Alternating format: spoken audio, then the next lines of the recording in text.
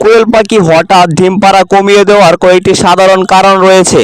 1 number, খাদ্যের ঘাটতি। খাদ্যে প্রোটিন, ক্যালসিয়াম ও ভিটামিনের ঘাটতি থাকলে ডিম উৎপাদন কমে যায়। দীর্ঘদিন একই খাবার অর্থাৎ কোয়েল লেয়ার ওয়ান চালাতে থাকলে কোয়েল পাখি দুর্বল হয়ে যায়। তাই তখন খাবারের সাথে ব্রয়লার স্টার্টার বা সোনালী স্টার্টার বা গ্লোয়ার ফিড একসাথে মিশিয়ে খেতে দিতে হবে। 2 নাম্বার যে কারণটি রয়েছে, ভয় বা মানসিক চাপ। খামারে যদি হিংস্র প্রাণী, শিয়াল, কুকুর, বনবিড়াল ইত্যাদি আক্রমণ করে বা আশেপাশে রাতে ডাকাডাকি করলে পাখি ডিম উৎপাদন কমিয়ে দেয়। তাই খামারের জন্য উপযুক্ত স্থান নির্বাচন করুন। 3 নাম্বার, ঔষধ। পাখি দীর্ঘদিন ডিম দিতে দিতে পাখির শরীরের প্রোটিন, ক্যালসিয়াম, ভিটামিনের ঘাটতি হলে ডিম উৎপাদন কমে যায়। তাই ডিম পাড়া পাখিকে নিয়মিত জিঙ্ক, ক্যালসিয়াম, মাল্টিভিটামিন ঔষধ খেতে দিতে হবে। 4 নাম্বার, কম আলো পাওয়া।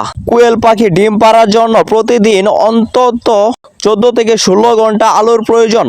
আলো কমে গেলে প্রজনন হরমোনের কার্যক্রম ধীর হয়। 5 নাম্বার, তাপমাত্রা ও আবহাওয়ার পরিবর্তন।